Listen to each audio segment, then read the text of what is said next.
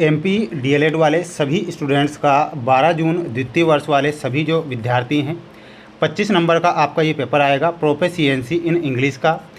मेरे द्वारा जो प्रश्न पत्र मेरे सभी प्यारे भैया बहनों को जो बताया जा रहा है माय डियर फ्रेंड्स, ये आपकी परीक्षा में जो प्रश्न आएंगे वही प्रश्न मैं आपको इस वीडियो के द्वारा बताऊंगा। सभी बच्चों से, सभी मेरे प्यारे भैया बहनों से बस इतना कहना है कि आप सभी विद्यार्थी वीडियो को लाइक कर हमें मोटिवेट जरूर करें, जिससे कि मैं आपके लिए प्रत्येक विषय के लिए इसी प्रकार कार्य करता रहूं। जो बच्चे हमारे साथ नए जुड़े हुए हैं, मेरे सभी प्यारे भैया बहन चैनल को सब्सक्राइब जरूर करें। आइए शुरुआत करते हैं हमारे प्रश्नों से जो आपको परीक्षा में दिए जाएंगे और आपसे पूछे जाएंगे। तो बिल्कुल भी आपको क्या करना है, पेपर मिस नहीं करना है और अच्छे से इन प्रश्नों को देखना है, क्योंकि ये प्रश्न आपकी परीक्षा में आएंगे। क्वेश्चन नंबर फर्स्ट है king Ashok for long journey. तो यहाँ पर आपसे क्वेश्चन पूछा गया है, तो यहाँ पर आपको लिखना है सेट ऑफ। सेट ऑफ जो होगा आपका सही आंसर हो जाएगा। तो इसमें आप ऑप्शन नंबर सी ध्यान रखेंगे। There are bird on the tree, तो इसमें आपको क्या लिखना रहेगा, तो यहाँ पर आंसर हो जाएगा मच, एनी, मैनी या फिर नॉन।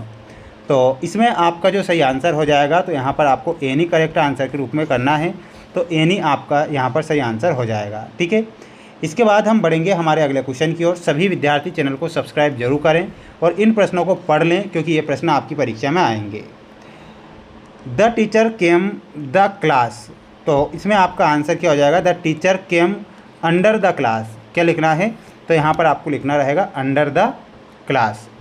वहीं अगला क्वेश्चन आपको याद करना है, ध्यान से आप देखिएगा, ये 2 नंबर में आपकी परीक्षा में प्रश्न आएंगे। जैसे कि दूसरा क्वेश्चन रहेगा कि write a note on English as link language. ठीक है, तो इन देखिएगा दूसरे से लेके तो 7वें तक का मैं आंसर बताऊंगा, तो बिल्कुल आपको क्या करना है, सबसे पहले आपको एक स्क्रीनशॉट ले लेना है उन प्रश्नों का, क्योंकि प्रश्न परीक्षा में आएंगे। आंसर आपकी स्क्रीन के सामने आ चुका है कि write a note English as a link language में। तो इसमें आपको क्या लिखना रहेगा, यहाँ पर आप देख सकते हैं ये पूरा का पूरा लिखना रहेगा। English service is a lingua franca often abbreviated is a link language in a short hand, a common language used for the commercial between a people who do not share a native to it is a primary global word for a international business science और aviation and a diplomacy is a dimension is a divine by historical colonial expansion and the modern influence of the internet and pop culture. तो इतना आपको पहले का answer लिख कर आना है, तो आप इसका क्या करें, स्क्रीनशॉट ले लें। वहीं दूसरा क्वेश्चन था आपका कि नाम any reading strings, right A short note any one of them. तो इसमें आपको आंसर के रूप में क्या लिखना है, सबसे पहला पॉइंट आपको लिखना है स्किमिंग, फिर लिखना है स्कैनिंग, फिर लिखना है critical reading. Short note on skimming में आपको कितना पॉइंट लिखना है, तो ये आप पहला पॉइंट देखेंगे स्किमिंग का।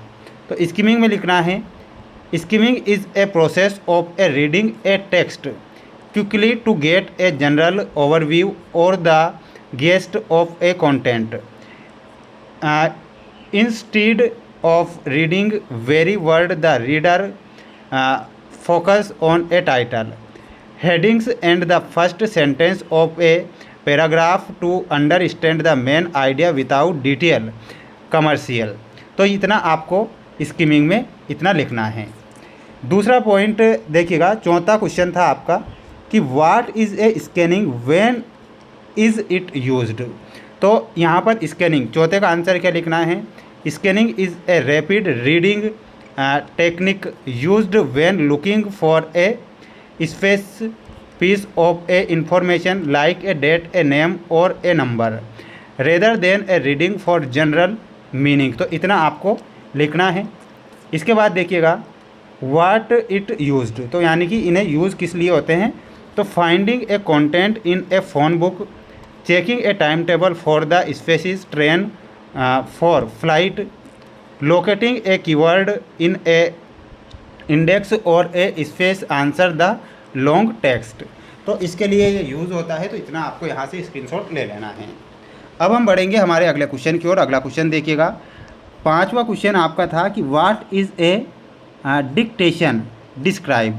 तो डिक्टेशन के बारे में आपको क्या लिखना है, dictation is a process when one person speaks और read aloud will another person writes down the word exactly as they are spoken.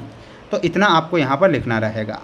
फिर आपको डिस्क्रिप्शन में आपको क्या लिखना है, डिस्क्रिप्शन या डिस्क्राइब में आपको लिखना रहेगा इतना, देखिएगा यहाँ पर, in an educational setting it is a use to improve listening competitions spelling and a function it requires the listeners to a decode spoken sound into written symbol actually and quickly, and a professional setting it is often used by actual to record name letter for letter transcription। तो इतना आपको यहाँ पर लिखना है। तो इसका एक स्क्रीनशॉट ले सकते हैं।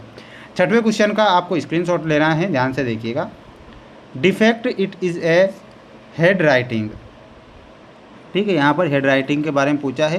तो ये पूरे पॉइंट आपको स्क्रीनशॉट ले लेना है और याद आपको करके जाना है ना। ये 7वें क्वेश्चन का आंसर है आपकी स्क्रीन के सामने। एडजेक्टिव में आपसे पूछा गया है define adjective and right it kinds. तो यहाँ पर आप इतना एक स्क्रीनशॉट ले लीजिएगा और ये आप देखिएगा काइंड ऑफ ए एडजेक्टिव में आपको ये 3 से 4 पॉइंट लिखना है ना। ये चारों पॉइंट का आप स्क्रीनशॉट ले लीजिए और अच्छे से इन्हें याद कर लीजिएगा, है ना। ये कुछ महत्वपूर्ण और इम्पोर्टेंट क्वेश्चन थे जो कि मेरे द्वारा यहाँ पर बताए गए हैं। ओनली मेरे द्वारा सिर्फ मोस्ट के तौर पर प्रश्न बता रहा हूँ। हालांकि आप भी है ना यहाँ पर चैट जीपीटी के माध्यम से इनके आंसर निकाल सकते हैं, क्योंकि ऐसे मोस्ट प्रश्न हैं ये, है ना। और बिल्कुल आप इन्हें याद करें, अच्छे से प्रयास मेहनत करें। ये आपका अगला क्वेश्चन रहेगा 4 नंबर में, जो आप स्क्रीन के सामने देख रहे हैं, ठीक है। तो सभी विद्यार्थी वीडियो को लाइक कर चैनल को सब्सक्राइब जरूर करें। अगला जो सेट पेपर होगा बहुत जल्द आएगा। मिलते हैं नेक्स्ट वीडियो में।